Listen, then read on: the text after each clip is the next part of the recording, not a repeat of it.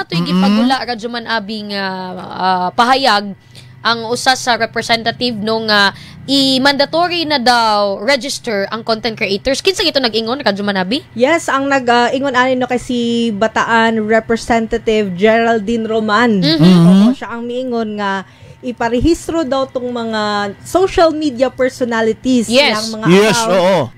Pero dugay naman nag-isgutan nga ipa-register no. Unsa day nang iahapong rason kana day register. Kay ang rason ana day Renz ug day Abdi, once nga ipa-register na buti pasabot ana kolektahan yun nagbuhis atong gobyerno. Mao na siya. Wala man nira directly. Para ko nagkuan, para ko nagsakyanan o sa banang ato iparehistro, ubayad yun tabagya kasama o gabuhis ana. Kolektahan yun tagbuhis ana. Good tax na day gyapon. Oo, mao na rason nga nung kinahanglan i-register niya. Gawas pud ana day para makuhaan og impormasyon ng mga content creator nga doon ay hawiran nga mga data ang ato ang gobyerno in kaso og kung magkabikil-bikil magkasupak sa balaod o magkahimog krimen kining mga content creator ngadto bagya kasabag unsa man ilang content dahil sila mga vlog. So at least dali lang kay pag-verify sa gobyerno. Kana kung magdagan na ba kay nagsigig share og mga fake news no. Nag-re-upload, recycled mga video. Mao gani. Labi na tong katong naglinog, tong baguhay lang. Yan adoy mag-upload na kanang grabe gud kayo ang damyos. Human na ito.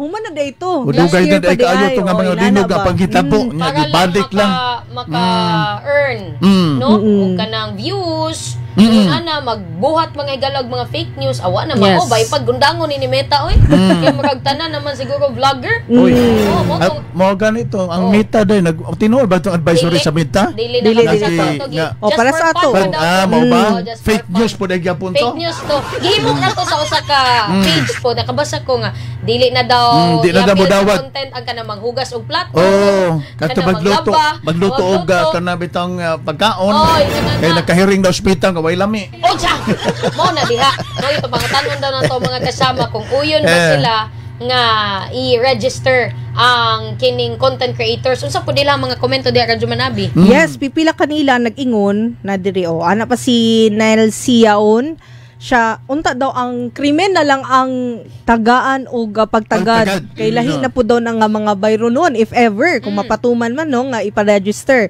nya na po'y giingon si Will Cordesha, please be reminded madam that they are private individuals not covered by code of conduct and ethical standards and has freedom of expression basta kana gyud unya ang ano man gud ani karon what if tanan nata content creators dako kayo tax sa Radyo Mandong ang Radyo Man Abi ang gobyerno nga makuha unya asa man padong didto sa akap dito sa DSWD unsa pa natawag na nila akap tupad AX gubang pa mga ayuda mga higala kamo din ha mga kasama sakto ba ang katong sugyot sa usa ka representative nga i-mandatory gyud ha register mga kasama ang content creators unya kung mangutana pud ta sa inyo karon what if mag-vlog pod mo mga higala sa pud inyo ang content kana lang po diba? Yes kasi Radyo Man Dong irin ang iyang content katong pula ang iyang brief mal gani no